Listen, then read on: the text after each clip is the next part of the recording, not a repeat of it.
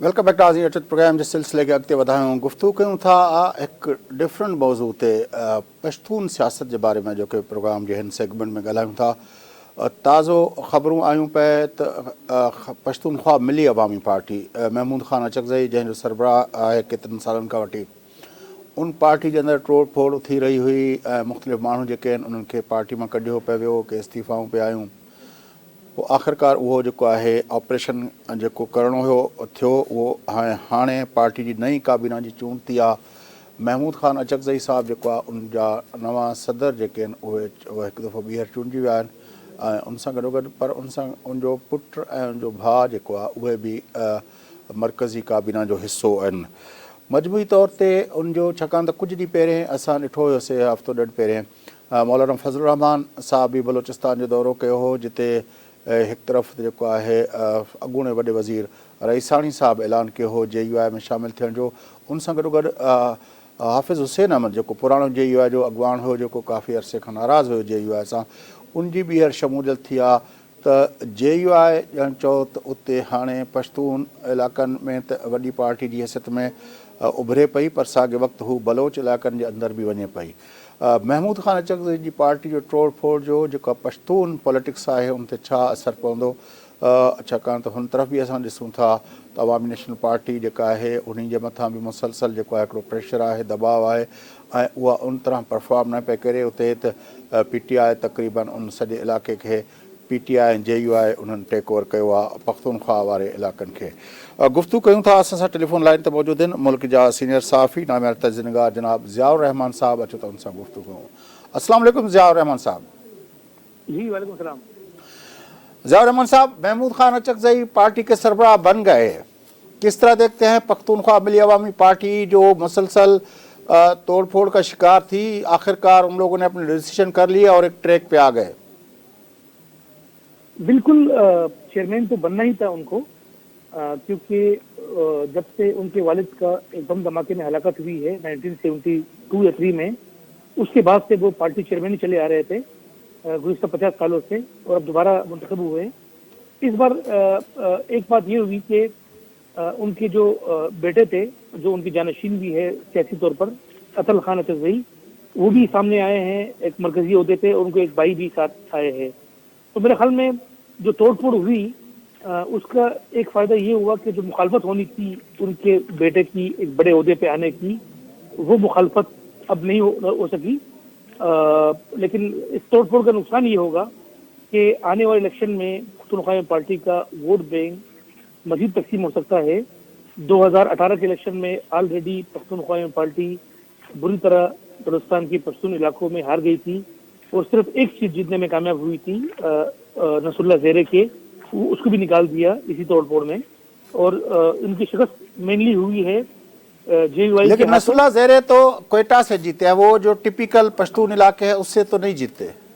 जी तो कोयटा के अंदर आप देखें तो कोयटा सरियाब रोड वाली सीट से वो लड़ते हैं मेरे ख्याल में।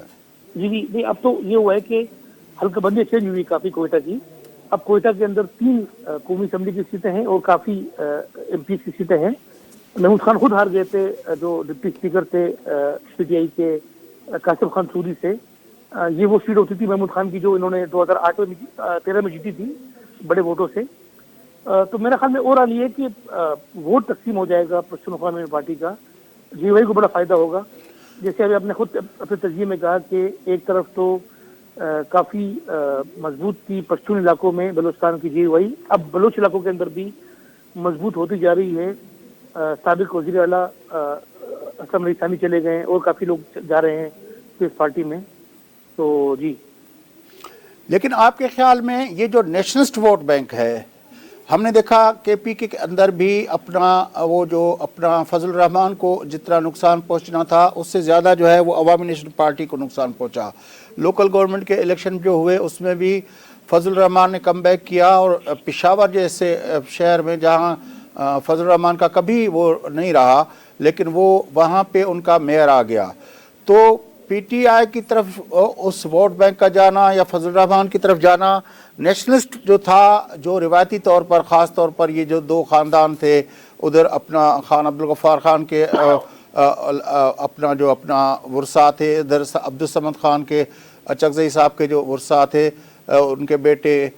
تو یہ قوم پرست نیشنلسٹ جو سینٹیمنٹ ہمیشہ رہا ہے پشتون پولیٹکس کا ایک بہت ہی طاقتور عنصر رہا ہے, وہ کس طرح چلا گیا اس طرف اپنا رائٹ کی طرف, وہ کس طرح چلا گیا؟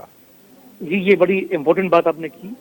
میرے خیال میں مجموعی طور پر جو پشتون کمپرس جماعتیں ہیں دونوں, چاہے وہ ANP ہو چاہے وہ پشتونخوا ملی پارٹی ہو, دونوں شدید بحرانوں کا شکار ہے.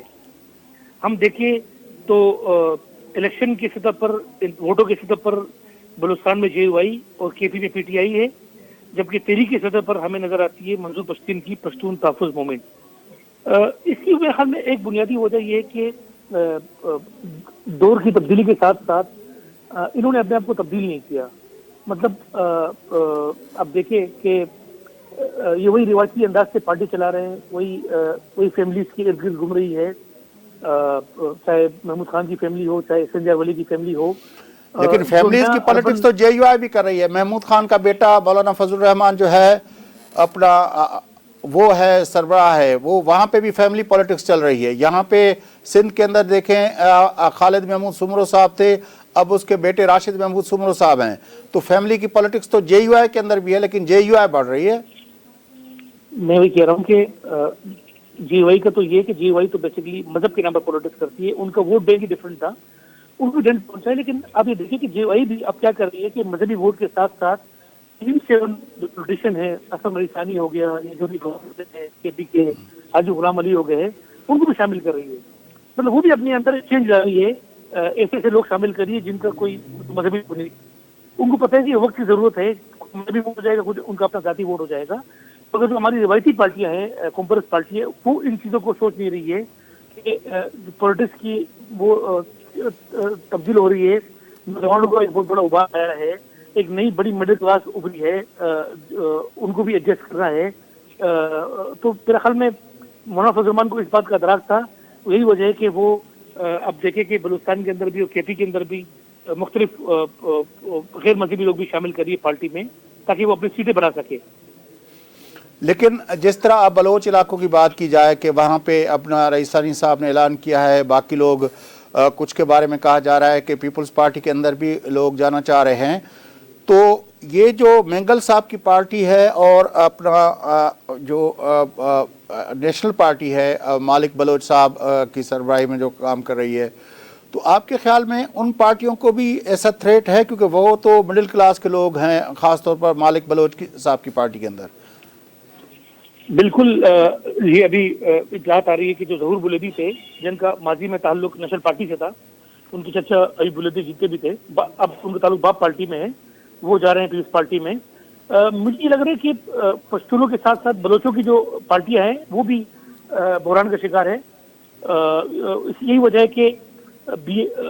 کہ بجائے کہ وہ نیشنل پارٹی میں جائے یا BNP مینگل میں جائے, وہ پیپلز پارٹی JUI جیسی پارٹیوں کو ترجیح دے رہے ہیں.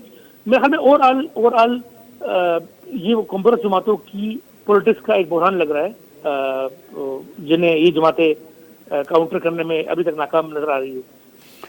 یا آپ کو ایسا لگتا ہے کہ 18ویں ترمیم کے پاس ہونے کے بعد جو اپنا صوبوں کے ساتھ مرکز کا روش جو تھی, وہ اپنا اس پہ جو بات چیت ہوتی تھی, وسائل اور اس کی جو بات ہوتی تھی, 18ویں ترمیم اور NFC جو زرداری صاحب نے دیا تھا, اس کے بعد کافی حد تک اتھارٹیز فائنینشل اپنا وہ وسائل جو ہیں وہ صوبوں کے پاس چلے گئے. تو شاید ایجنڈا جو ہے وہ کمپرس سیاست کے لیے اتنی وسیع نہیں رہی. یہ بالکل میں آپ سے اتفاق کرتا ہوں. ANP کے جو بڑے نعرے تھے کہ کالا باغ ڈیم نہ بنے, خیبر پختونخوا کا نام چینج ہو, صوبوں کو اختیارات ملے, وہ 18ویں ترمیم کے بعد مل گئے ہیں.